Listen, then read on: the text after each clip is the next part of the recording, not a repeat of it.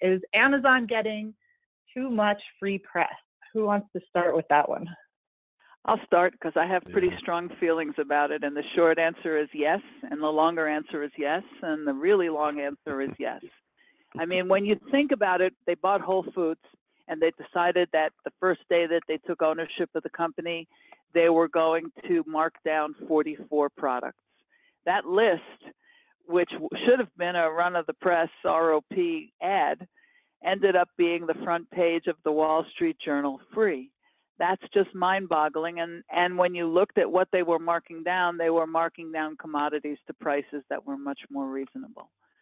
Yesterday, they announced, guess what? For the low, low price of $250, we'll sell you a door lock that enables us also to come in and drop your deliveries indoors. What could possibly go wrong?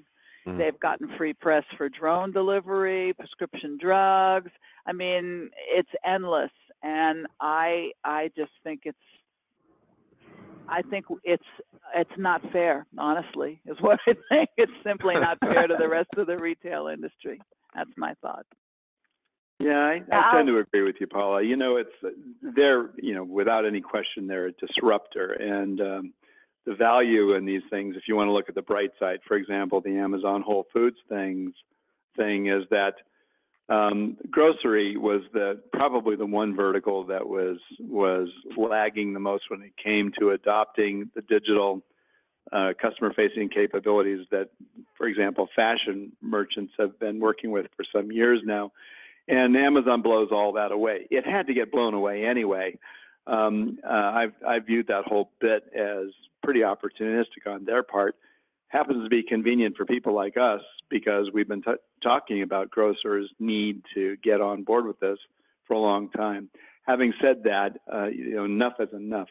When you really think about what Amazon is doing, they're just pressing the envelope in every imaginable way they can to put pressure on their competition and to I'd say further addict people with the notion of getting whatever they bought really, really fast. And that's, you boil it all down, that's what they're talking about. So is that exciting? Well, if I said it like that, it's not very exciting. If we put it in the context of all these press releases, yeah, sounds kind of sexy. We call these Charlie Rose moments, right? Charlie Rose fell for it, and so have many, many other news agencies. Mm-hmm. Yeah, I mean, to me, it's not even really a case of the press part of it. I'm just wondering when retailers are going to recognize and get hip to this as far as they're going to stop working with this company, right? Paula, I know you've had a thing about why would anybody use Amazon Web Services? You're basically putting money into the pocket of your competitor. I mean, these people are going around eating everyone's lunches, and we're all using it. I was at a conference yesterday, and there was a panel dedicated to, how can retailers compete with Amazon?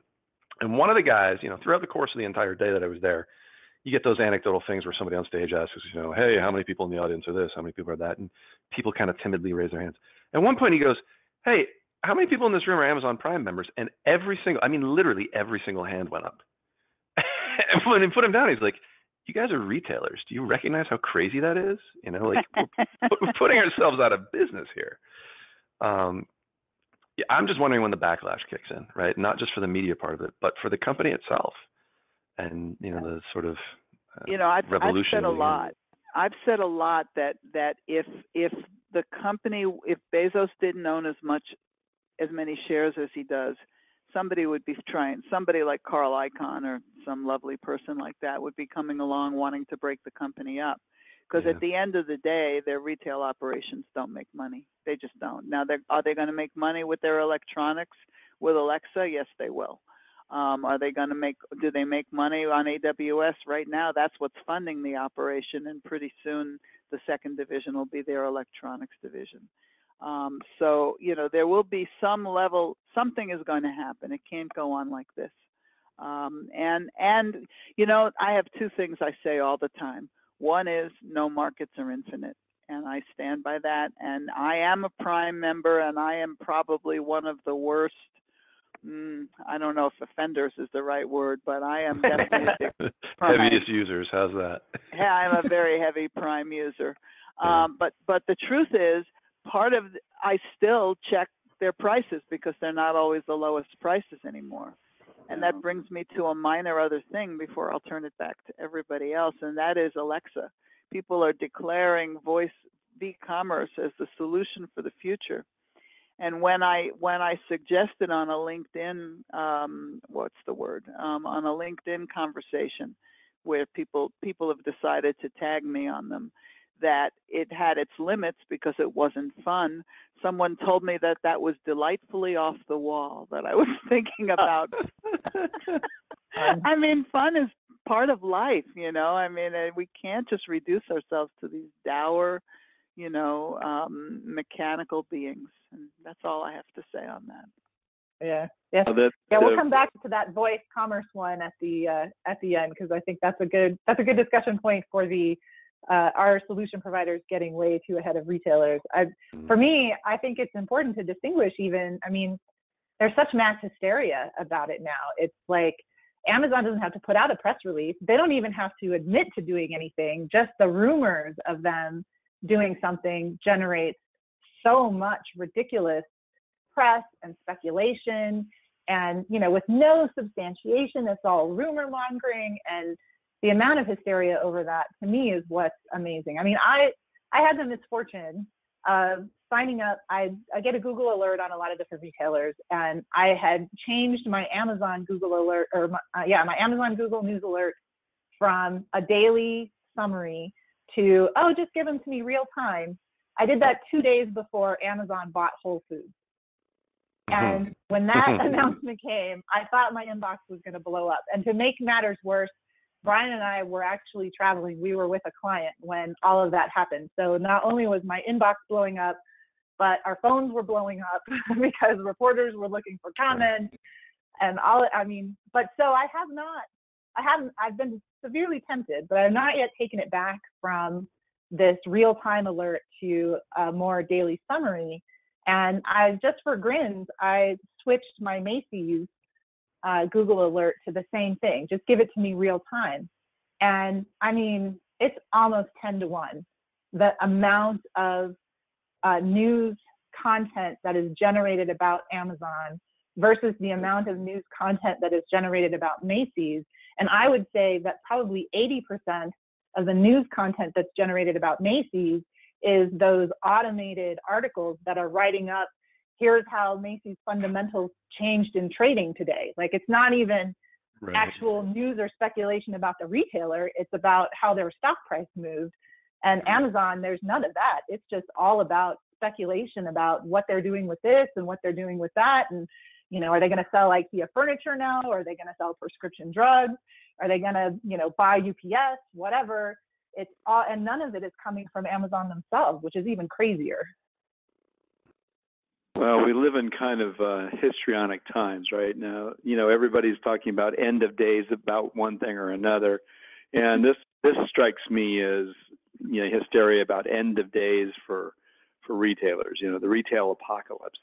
I just absolutely don't buy this. But not only that, I've been through this before. When I was an executive at my company years ago, Walmart was entering our market, and of course it was end of days. We were all going to just have to shutter up our stores and leave town with our tail between our legs. And a lot of retailers, at least the small ones in the town centers, did just exactly that. But a lot of big retailers figured out how to compete with these people successfully by getting it off of that low price value being the only value offered. They started to.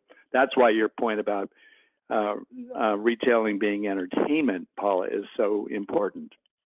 It's not entertaining to get onto the Amazon website. It's informative, but it's not entertaining. But people do like to be entertained, and they do go to stores because they're fun, and sometimes a lot of fun. And retailers just have to figure out how to change the value proposition so that the discussion isn't always around a fast delivery and a low price, because there is more to it than that.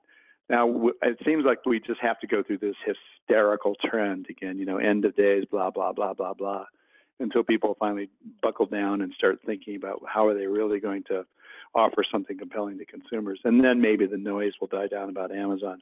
This absolutist stuff is just, it's actually how would I say it? It's mind-boggling in one sense, and it's absolutely dead boring in another. Yet another Amazon article. Yeah.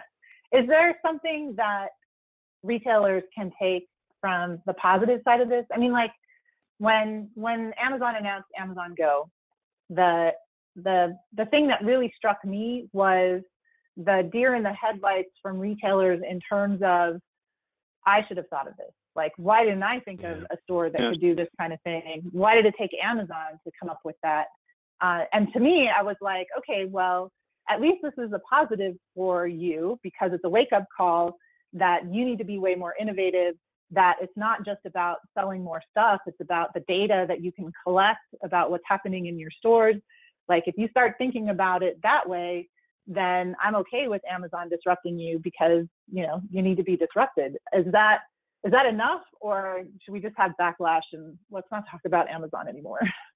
I don't know about that because, you know, let me give you an example. Paul and I were at a user conference last week, and people were talking about fail fast. And, you know, this is a term that was borrowed from Silicon Valley, learn how to fail fast. And Paula, I thought, taking words out of your mouth, Paula, but it was, you said, what is all this noise about fail fast? Why don't we succeed fast?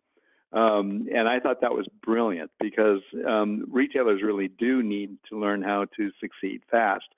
One of the things that Amazon does, either on purpose or accidentally, but I believe it has to be on purpose, is they float a lot of ideas. And I don't know how much capital is actually behind those ideas, but they find out very quickly because of all the noise related to them, whether this idea is going to be shined upon or frowned upon. And so this is all part of their succeed fast strategy, which I think is really, really clever. Would I like to see other retailers do it? You bet. Retailers are so ROI bound that it moves them toward being very, very conservative in their approach toward innovation, and they need to stop that. They need to move ahead much more quickly. Yeah, I mean, to me, Nikki, you know, if it lights a candle under somebody's ass that wasn't going to do anything, then sure. Yeah, I mean, the numbers are real. I mean, was it like, you were spouting some numbers the other day from like, I think it was like 43 or 44 cents out of every dollar spent online in 2016 was spent with Amazon. Well, that's probably going to force somebody who was otherwise happy to kind of coast and, you know, rest on their laurels to say, all right, maybe we do have to do something about this before it does become quite bleak. I heard a stat just the other day that it was 55% of product searches now begin on Amazon. They don't begin on Google anymore. People don't even bother to go and Google something up. They just go right to Amazon and learn everything they need to know. Maybe they'll leave and go to the manufacturer website after that. But it's really become the destination. So, I mean, for a long time, we've been saying we're over-retailed, right? There's too many people out there selling too many of the similar things. So certainly we'll see a culling. But for the people that recognize this as the wake-up call that it is, that, you know, consumers just aren't content to shop the way they were 15 years ago. And a lot of retailers have just basically been offering the exact same experience all that time. So, yeah, I mean, you know, any challenge can become an opportunity, right? So if this is the challenge that they're faced with right now, then as Brian said, you know, it's time to do something about it. Awesome. Yeah, I'm just wondering if all of the RSR partners are going to sign up for Amazon Key. Woo-hoo. Well, I just today got my Echo Look, so you know, I'm going to somehow install a camera in my bedroom closet. I'm not sure that I'm really excited about that, but I got to give it a try.